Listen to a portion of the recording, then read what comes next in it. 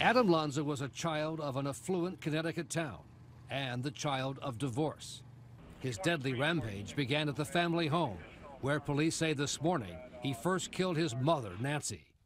A family friend, Barbara Frey, told ABC's Jim Avila that the son was troubled and the mother was demanding of him. He was not connected with the other kids.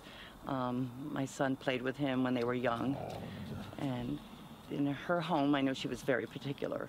I just think she maybe had too high of standards or something, or focused overly too much for whatever reason. So was there conflict? Was there some kind of tension between the two of them?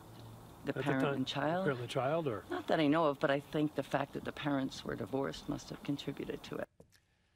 Time passes so swiftly for we mere mortals. It's been 2 years since America was shattered by a troubled young man who walked into an elementary school and sprayed death among innocent adults and children.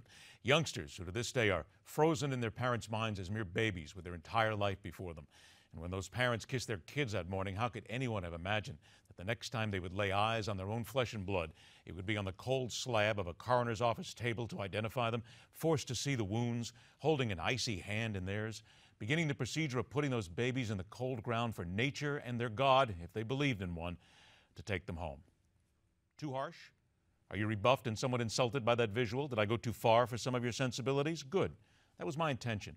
Actually, I hope I made everyone listening to me think about what has happened in the 2 years since those young souls were butchered by a mentally deranged individual, the product of a parent who did nothing to try and stop a budding monster from making history. The person responsible for that life, and whether she had her own issues or not, failed as a parent and as a teacher. And who, if we are to be as honest with each other as possible, Adam Lanza's mother shares a great deal of responsibility for allowing this mentally ill killer to lock, load, and go seeking victims. But let's get back to the matter at hand. Ever since Sandy Hook happened, we have been slammed with those wonderkins of alleged intelligence and questionable common sense who have told us all about gun control. Take all the guns away, make gun ownership illegal, slap those lousy gun owners in irons, toss the key into some fiery pit of Hades for all the pain and death they brought upon us. Come on, we're used to knee-jerk around here. We deal with it every day.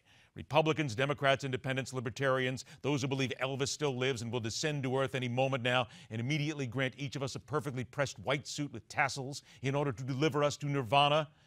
But if one were to strap that knee to the floor and keep it from hysterically jerking to a conclusion, one might already have the perfect answer at hand for what ails Connecticut, America, and a good part of the planet right now.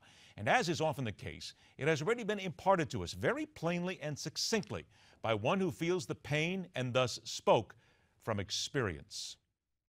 We need civility across our nation. What we're seeing are symptoms of a bigger problem. This is a symptom. The problem is not gun laws. The problem is a lack of civility. So I'm 42. When I was 25 years ago, I was allowed to go see an R-rated movie. The violence that I saw in that movie paled in comparison to what you see on TV today.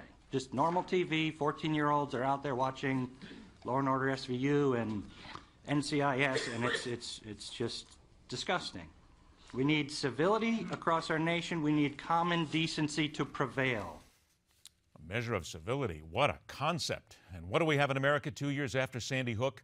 Preening gun opponents and supporters flailing away at each other with nary a thumbnail of common sense between them, protesters using lies as the basis for tearing into society and screaming for dead cops, whiny agenda-driven frauds who scream at black country singer Darius Rucker because he had the audacity to perform the classic White Christmas, turning his back on black people everywhere. This is about more than guns, ludicrously bad parenting, or agenda-driven nitwits. It's about the fabric of this nation being ripped to shreds by those who enjoy seeing and being part of discourse and damage. Pay more attention to ferreting out these dangerous dilettantes and putting an end to their form of misguided social revolution. Then watch how events like Sandy Hook may never happen again. Maybe. And that is telling it like it is. Second hour here on MidPoint features what America could learn from Australia about handling terror crises, the damage Republicans doing to any chance of enticing a Latin voting base, and how America is helping destroy any gains made fighting enemies in the Middle East. That and so much more, where we question everything on MidPoint.